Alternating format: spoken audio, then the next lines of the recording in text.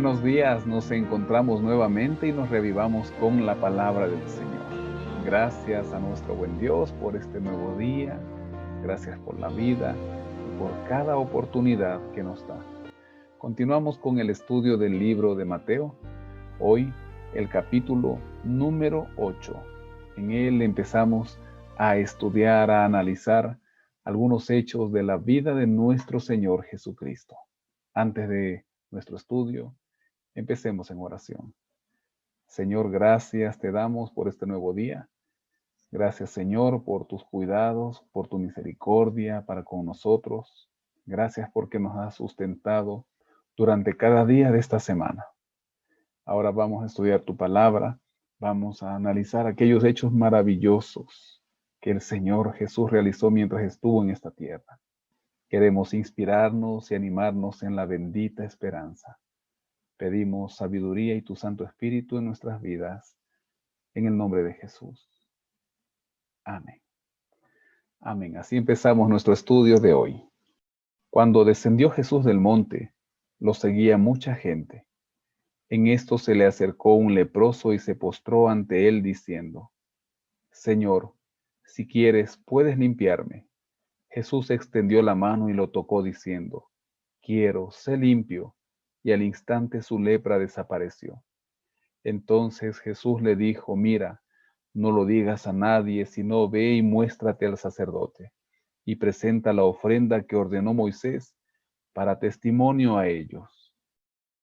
Luego de bajar del monte, un leproso se acercó al Señor. Nadie quería tener contacto con personas que tengan esta enfermedad.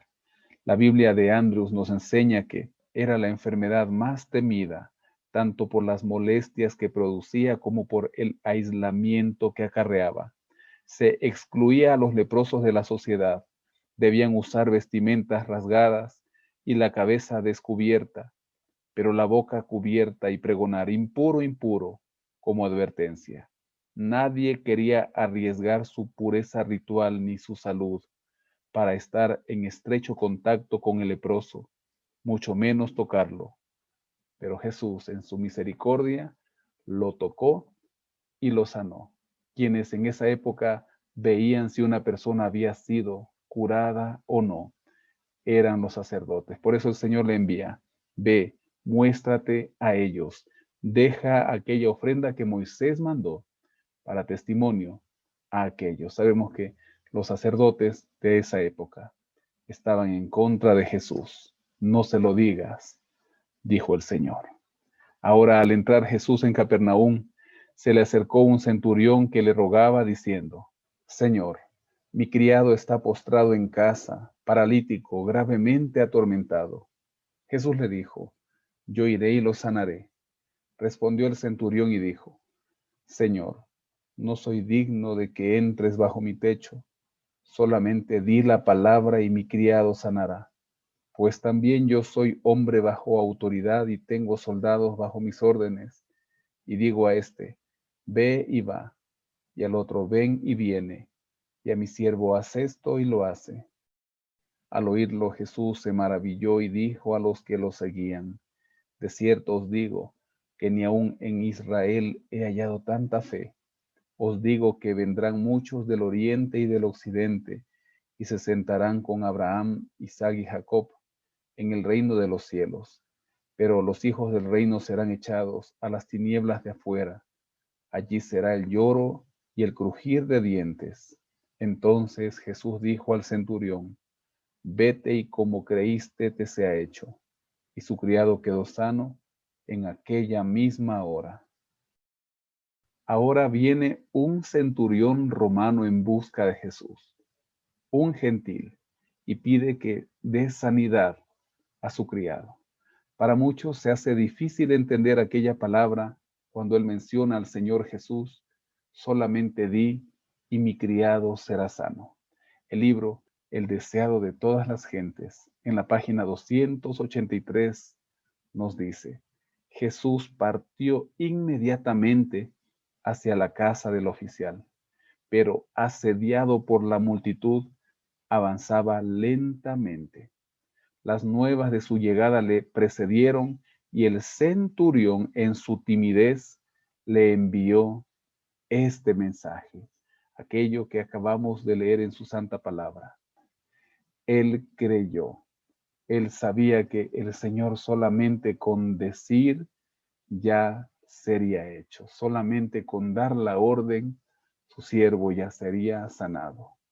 ¿Cómo está nuestra fe hoy? ¿Está así de fuerte? El Señor nos invita hoy a creer en su palabra y confiar en él.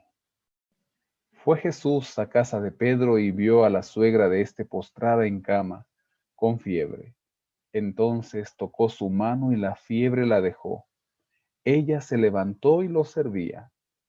Al caer la noche, le llevaron muchos endemoniados y con la palabra echó fuera a los demonios y sanó a todos los enfermos, para que se cumpliera lo dicho por el profeta Isaías. Él mismo tomó nuestras enfermedades y llevó nuestras dolencias. El Señor a donde llegaba daba sanidad. La suegra de su discípulo Pedro estaba enferma y la sanó. Luego, al anochecer, le traen endemoniados y él los sana solamente con su palabra. Donde él llegaba, no quedaba ni un solo enfermo, y así se cumplía la palabra dicha por el profeta Isaías en el capítulo número 53, versículo 4 de su libro. Él mismo tomó nuestras enfermedades. Viéndose Jesús rodeado de mucha gente, dio orden de pasar al otro lado. Se le acercó un escriba y le dijo: Maestro, te seguiré a donde quiera que vayas. Jesús le dijo: Las zorras tienen guaridas y las aves del cielo nidos, pero el Hijo del Hombre no tiene dónde recostar su cabeza. Otro de sus discípulos le dijo: Señor, permíteme que vaya primero y entierre a mi Padre. Jesús le dijo: Sígueme, deja que los muertos entierren a sus muertos. El apóstol Pablo en la primera carta a Timoteo capítulo 3 versículo 1 menciona: Si alguno anhela obispado, buena cosa desea. Muchos de nosotros quisiéramos tomar parte en la obra misionera que se hace alrededor del mundo. Como ayer lo dijimos en el capítulo número 7, el Señor quiere darnos a cada uno los mejores dones. Aquí nos está hablando, como menciona la Biblia de Andrews, acerca del costo del discipulado. Seguir a Jesús no es siempre fácil ni cómodo. La vida itinerante de Jesús y sus apóstoles contrastaba con la vida sedentaria de los dirigentes judíos y los poderosos de la sociedad. El mandato de Jesús, sígueme, tiene prioridad sobre otros deberes y relaciones. Probablemente Jesús no hubiera negado a este discípulo el permiso de asistir al funeral de su padre, si éste hubiera fallecido ya. Aparentemente, el discípulo alegaba que quería vivir junto a su anciano padre hasta el día de su muerte, pero Jesús no deseaba ninguna condición que postergara el compromiso total y la lealtad a la misión. Las exigencias del discipulado son radicales y Jesús no tiene empacho en hacer a un lado las obligaciones sociales y religiosas comúnmente aceptadas en la sociedad, a fin de llamar a sus discípulos a una misión que exige un compromiso total. ¿Usted desea seguir a Jesús? Amén por eso, pero todo aquel que desea pasar el tiempo completo dedicado a la obra del Señor debe estar dispuesto a seguirlo sin condiciones. Entró él en la barca y sus discípulos lo siguieron, y se levantó en el mar una tempestad tan grande que las olas cubrían la barca, pero él dormía. Se acercaron sus discípulos y lo despertaron diciendo: Señor, sálvanos que perecemos. Él les dijo: ¿Por qué teméis, hombres de poca fe? Entonces, levantándose, reprendió a los vientos y al mar, y sobrevino una gran calma. Los hombres maravillados decían: ¿Qué hombre es este que aún los vientos y el mar lo obedecen? El libro deseado de todas las gentes, página 303, menciona lo siguiente: cuán a menudo la experiencia de los discípulos es la nuestra. Cuando las tempestades de la tentación nos rodean y fulguran los fieros rayos y las olas nos cubren, batallamos solos contra la tempestad, olvidándonos que hay uno que puede ayudarnos. Confiamos en nuestra propia fuerza hasta que perdemos nuestra esperanza y estamos a punto de perecer. Entonces nos acordamos de Jesús, y si clamamos a Él para que nos salve, no clamaremos en vano, aunque con tristeza reprende nuestra incredulidad y confianza propia. Nunca deja de darnos la ayuda que necesitamos. Nunca deja de extendernos su mano. Y cuando Él ordenó a los vientos que se calmen, ellos se maravillaron. ¿Quién es este, a quien aún los vientos y los mares le obedecen? En Él confío yo. ¿Y usted?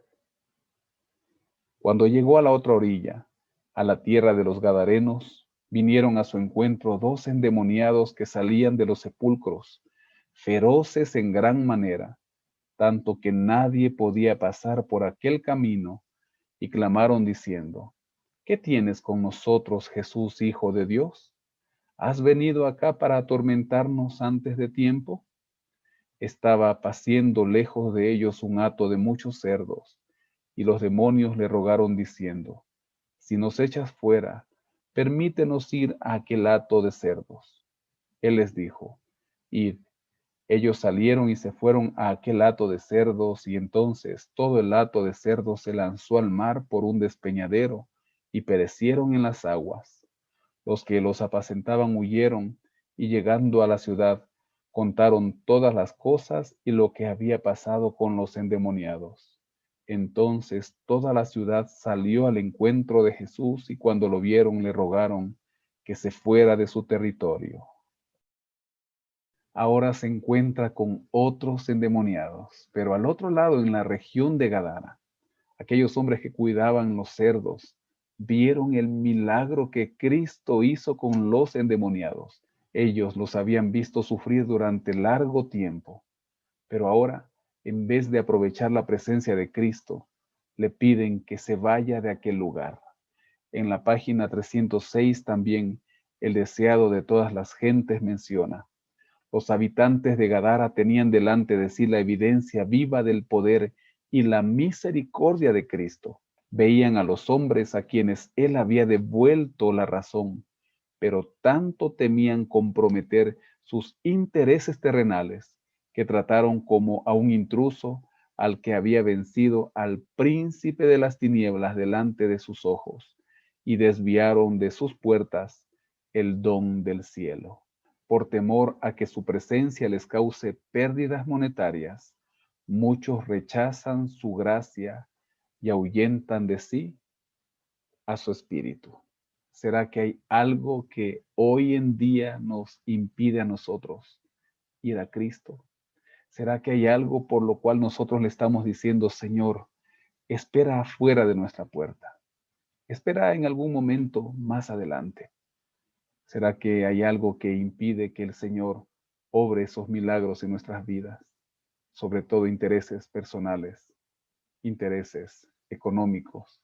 Déjame decirte, querido amigo y amiga, hermano y hermana que estás en esta mañana leyendo la Biblia junto a mí: nada, nada te hará más feliz, nada dará más tranquilidad a tu vida personal y de hogar, sino es la presencia de Cristo.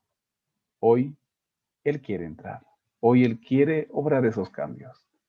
No lo dejes ir. No le pidas que se retire. Hoy dile: Señor, ven, entra. Abre la puerta de tu casa, abre la puerta de tu vida, porque el Señor está dispuesto a obrar esos cambios ya, hoy día mismo. Te animo. Terminemos en oración. Oh Señor, gracias. Gracias porque sabemos que tú obras de acuerdo a tu voluntad, y sobre todo en aquellos que permiten que tú entres en sus vidas y las cambies. Gracias, Señor, porque en tu palabra encontramos que Jesucristo es sanidad, Jesucristo es poder, Jesucristo es sacar, ahuyentar al demonio de nuestras vidas y de nuestros hogares, que hoy están tan comprometidos, Señor. Padre, gracias porque hoy tenemos la oportunidad de cambiar nuestras vidas. Señor Jesús, ven, mora en nosotros. Espíritu Santo, ven, haz de nuestro cuerpo tu templo. Hoy queremos ese cambio, Señor. Hoy nos ponemos en tus manos de amor para que tú nos limpies. Estamos dispuestos, Señor. Acompáñanos, dirígenos, Señor. Bendice a mi amigo y amiga que ora junto a mí. Suple sus necesidades, pero sobre todo, toca, cambia, renueva su vida espiritual. Gracias, Señor. Oramos en el nombre de Jesús. Amén. Amén. Que el Señor le bendiga. Tenga una excelente jornada.